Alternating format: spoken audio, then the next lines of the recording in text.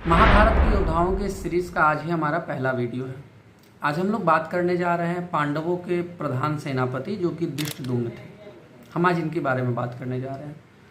तो इनकी कहानी कुछ इस तरह से शुरू होती है कि जब द्रोणाचार्य ने पांडवों से गुरु दक्षिणा मांगी थी। गुरु दक्षिणा में उन्होंने ये मांगा था कि मुझे द्रुपद को बंदी बनाकर ला कर दो, मतलब जो पांचाल के राजा थे द्रुपद, उनको बंदी बना करके लाना था।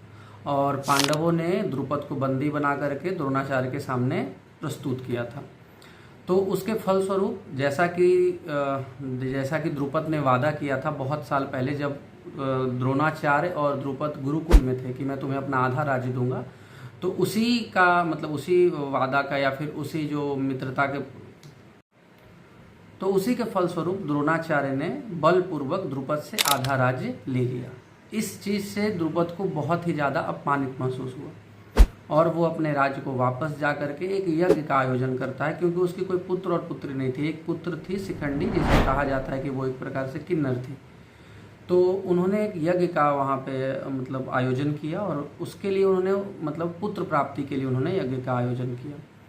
तो उसी यज्ञ के अग्नि से उन्हें एक पुत्र प्राप्त हुआ था जिसका नाम था धृष्टद्युम्न। और इसका जन्म ही उन्होंने ये जो यज्ञ किया था वो सिर्फ इसलिए किया था कि उनके पुत्र के द्वारा द्रोणाचार्य का वध हो सके।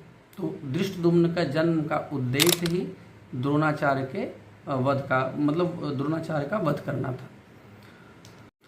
महाभारत के युद्ध में धृष्टद्युम्न अपने पिता के साथ पांडवों की तरफ से युद्ध लड़े थे और उन्होंने युद्ध में बहुत सारे पराक्रमी राजाओं और बहुत सारे ऐसे योद्धाओं का वध किया था, जैसे कि चंद्रसेन का उन्होंने वध किया था, निषाद राज का उन्होंने वध किया था, धूम्रसेतु का उन्होंने वध किया था।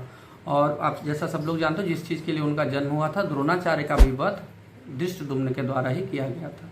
धृष्टद्युम्न द्रोणाचार्य के द्वारा अपने पिता द्रुपद की हत्या से बहुत ही ज़्यादा कुपित थे और इसी के फलस्वरूप जब द्रोणाचार्य ध्यान अवस्था में बैठे हुए थे, वो अपने पुत्र के झूठे समाचार से आहत होकर के युद्ध भूमि में ही बैठ गए थे और ध्यान की मुद्रा में चले गए थे।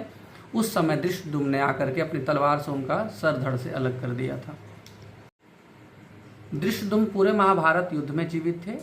आखिरी दिन जब रात के समय में अश्वत्थामा और कृतवर्मा ने जब पांडवों के शिविर पर हमला किया था, तो उसी हमले में धृष्टद्युम्न की मृत्यु हो गई थी।